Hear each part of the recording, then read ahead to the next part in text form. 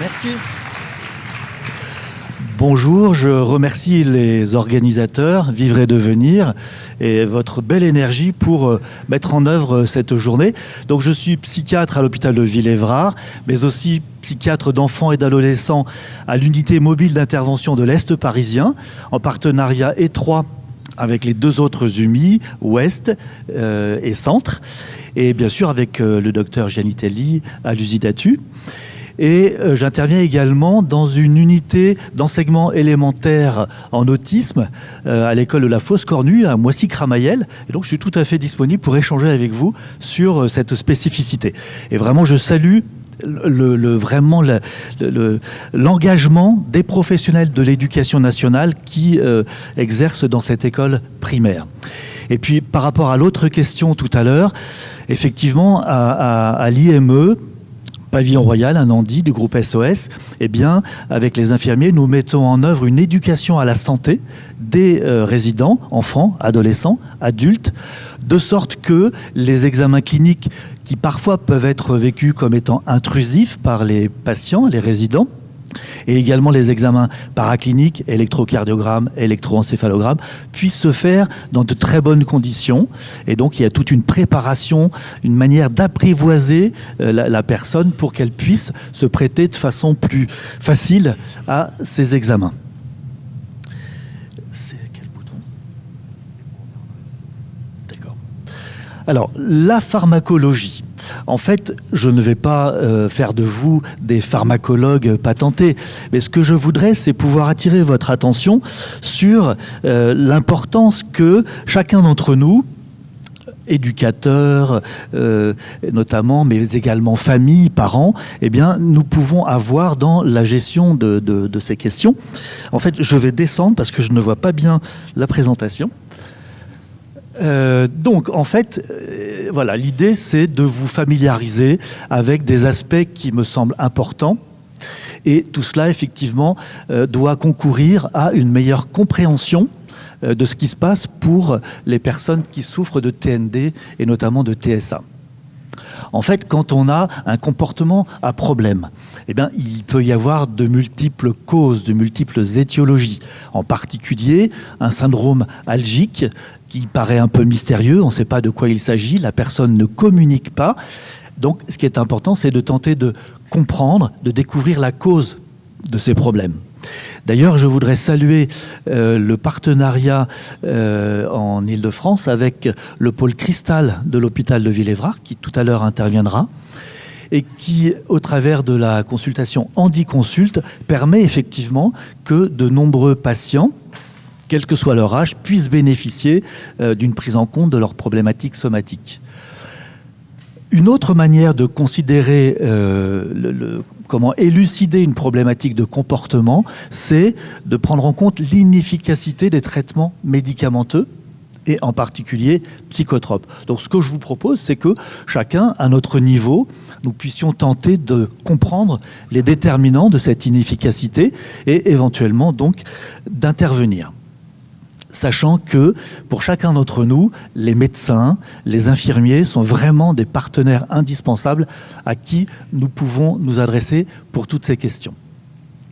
La pharmacologie, c'est la science qui étudie les médicaments et leurs effets dans le corps humain et pour les organismes vivants.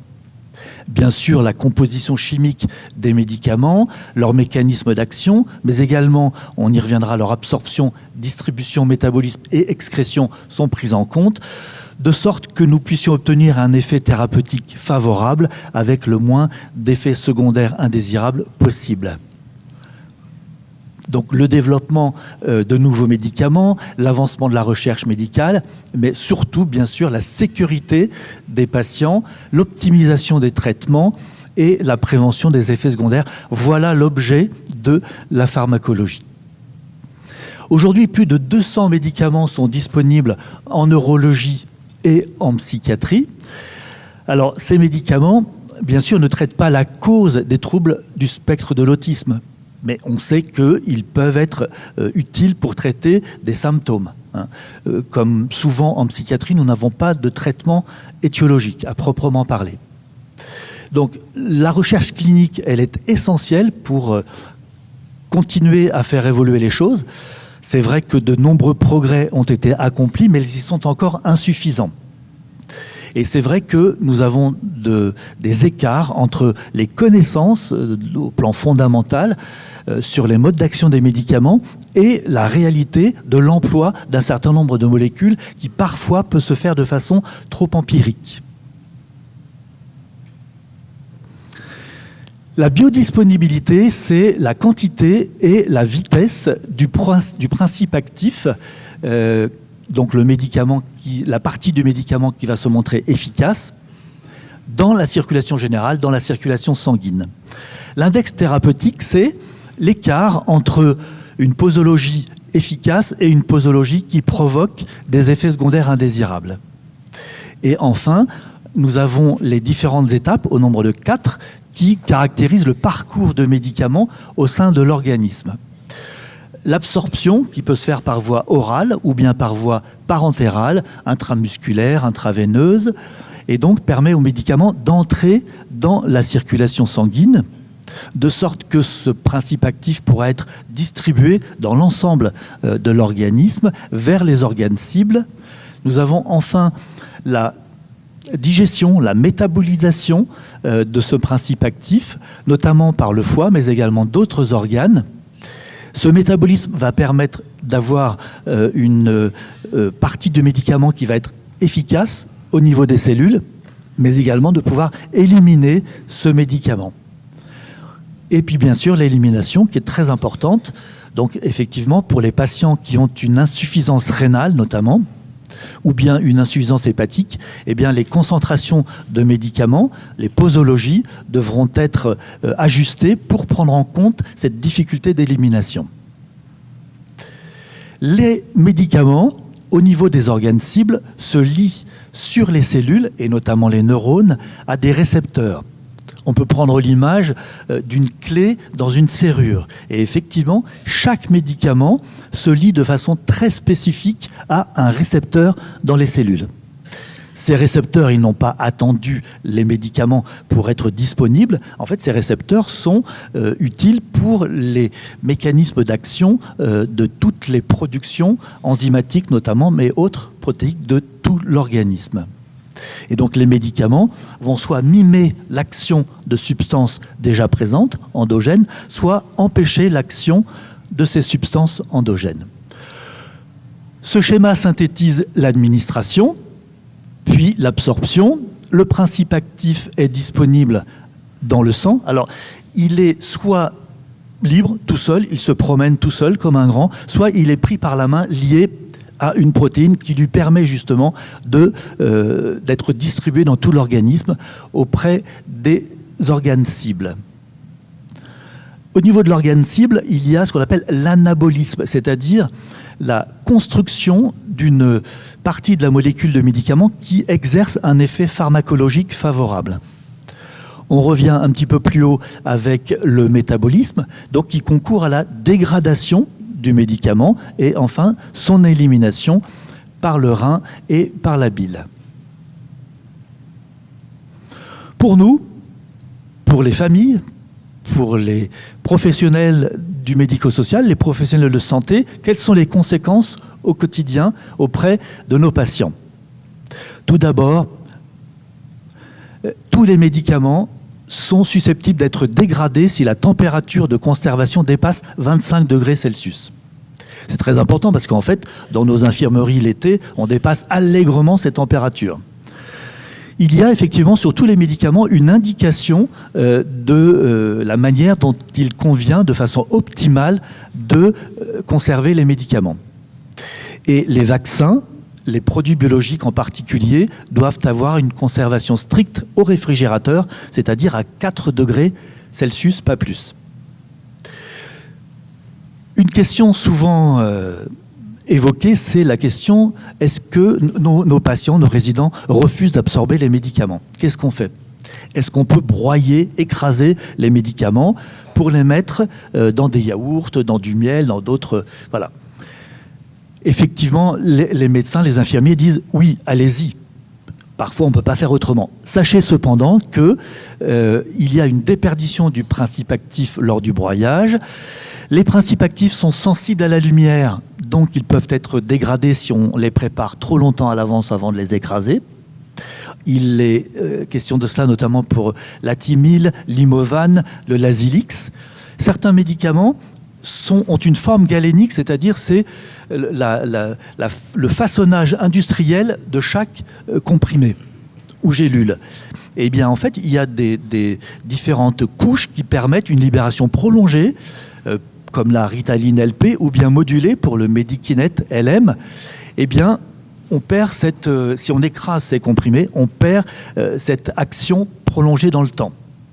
Donc, il vaut mieux recourir à d'autres formes d'action immédiate et en administration plus fréquente au cours de la journée. Les solutions buvables, les gouttes, là encore, une très grande sensibilité à la lumière et une interaction potentielle du fait du sucre et de l'alcool présent. Et donc, il faut être très, très, très vigilant parce que quand vous regardez les solutions buvables, s'il y a un précipité dedans, il ne faut plus l'utiliser. Le principe actif est probablement dégradé. Alors, là, on arrive effectivement à la question des ordonnances. Un principe essentiel, mais qui est trop peu respecté, c'est que si sur une ordonnance, il y a plus de 2 médicaments, honnêtement, on ne sait pas ce qui se passe dans l'organisme humain. Hélas, souvent, on est obligé de recourir à plusieurs prescriptions. Il y a des médicaments qui sont très fréquemment prescrits parce que nos patients ont des ulcères gastro-duodénaux ou bien des œsophagites. Et on leur prescrit des inhibiteurs de la pompe à protons, donc je vous laisse voir la liste là. Eh bien, en fait, ces médicaments, par définition, vont réduire l'acidité au niveau de l'estomac. Le problème, c'est que certains médicaments ont absolument besoin d'un milieu acide pour pouvoir être efficaces, et en particulier donc les antifongiques et les sels de fer tardiféron notamment. Et donc ces médicaments vont voir leur absorption réduite et donc leur efficacité diminuer. Donc là, on est au niveau de l'absorption.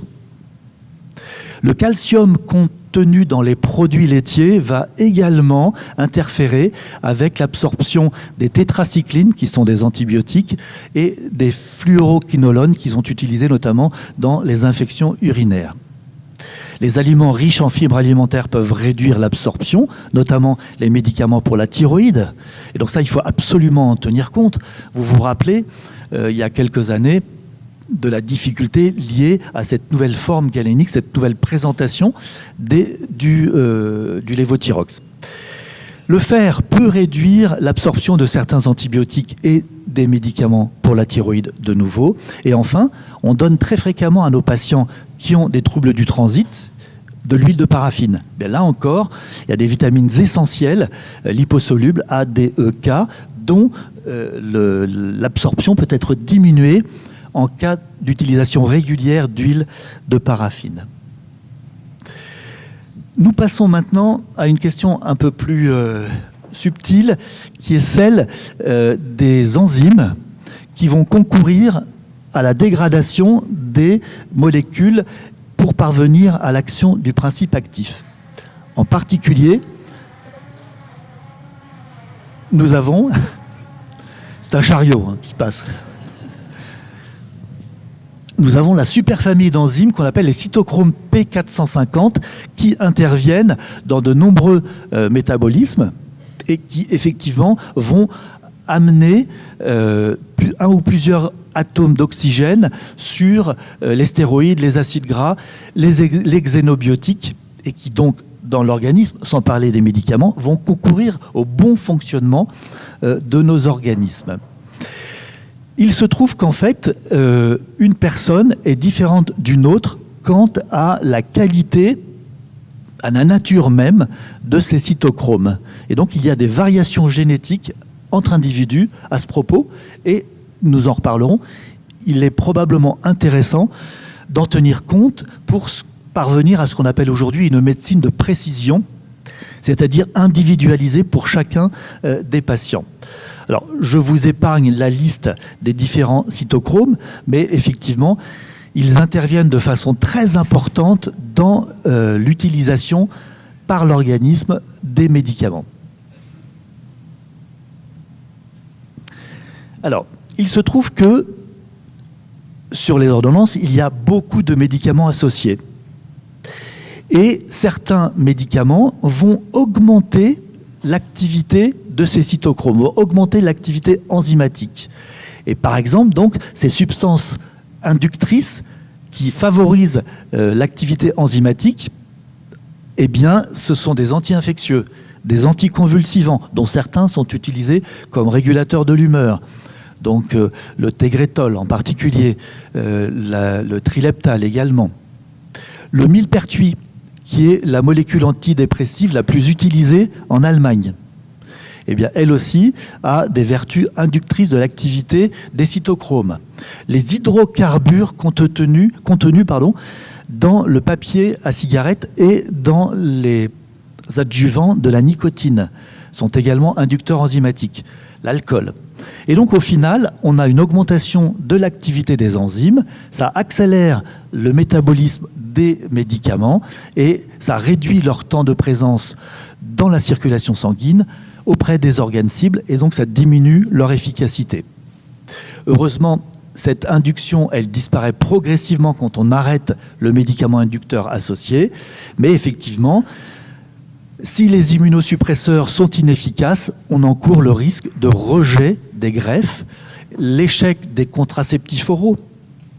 C'est un vrai problème parce qu'effectivement, eh bien, les contraceptifs oraux sont détruits de façon très rapide par ces médicaments inducteurs et donc on encourt ce que vous attendez. Des traitements antirétroviraux qui effectivement sont concernés. A contrario, certains médicaments diminuent l'activité de ces cytochromes P450. On a en particulier les antifongiques azolés, certains antibiotiques macrolides, des antagonistes des canaux calciques, bradycardisants en cardiologie. Et le jus de pamplemousse a cette action de diminuer l'action des cytochromes P450. Ce qui fait que la concentration plasmatique des médicaments est augmentée et cela majore le risque d'effets indésirables. Le jus de pamplemousse, c'est une question qu'il faut absolument poser. Est-ce que vous en prenez souvent? Parce qu'effectivement, on doit pouvoir ajuster, soit arrêter le pamplemousse, soit ajuster la posologie des médicaments. Les conséquences peuvent parfois être graves, effectivement, et donc il faut pouvoir en tenir compte. Il est recommandé donc de modifier la posologie de certains médicaments quand ils vont être associés à des inhibiteurs ou des inducteurs enzymatiques. Il faut augmenter la posologie des médicaments associés quand il y a un autre médicament inducteur et au contraire en diminuer la posologie quand le médicament est associé à un inhibiteur. Heureusement, l'Agence nationale de la sécurité du médicament publie très régulièrement une actualisation pour les médicaments de l'autorisation de mise sur le marché, AMM, et tout cela figure dans le dictionnaire Vidal des spécialités. L'adaptation posologique, elle est essentielle et donc elle est guidée effectivement par le dosage plasmatique des médicaments. En fait, aujourd'hui, c'est vraiment disponible partout. Vous avez un patient, il a des problèmes de santé, on lui administre un médicament, mais ce n'est pas efficace. Si on lui administre le traitement pendant au moins 2 mois à des posologies adaptées et que ça ne fonctionne toujours pas, il est utile de faire un dosage plasmatique de ce médicament. En particulier, les médicaments comme les sels de lithium, Theralite LP400, dont le seuil toxique, au-delà de 0,8 millimoles par litre, est proche du seuil toxique. Donc en dessous de 0,8 millimoles par litre, le médicament est efficace. Au-delà, il risque d'être toxique. Donc il faut pouvoir mesurer cette concentration dans le sang et dans les érythrocytes, c'est diminué de moitié. La clozapine, le Leponex, on sait qu'une concentration sanguine au-delà de 700 nanogrammes par millilitre fait encourir aux patients des effets secondaires. Donc tout cela doit être pris en compte. La première étape biologique, en plus du suivi clinique, c'est le dosage plasmatique des médicaments. Quand nous avons 2 médicaments associés, dont l'un est inducteur ou inhibiteur enzymatique, et qu'on arrête ce médicament inducteur ou inhibiteur, il faut prendre des précautions Il faut un retour progressif à la posologie initiale du médicament, en particulier psychotrope, et encore une fois, veiller avec un dosage plasmatique à ce que nous n'encourions pas d'effets secondaires.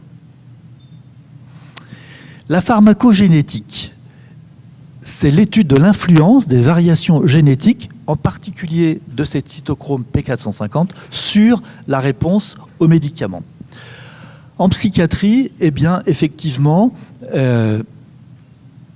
il est très important de prendre en compte la manière dont nous sommes constitués.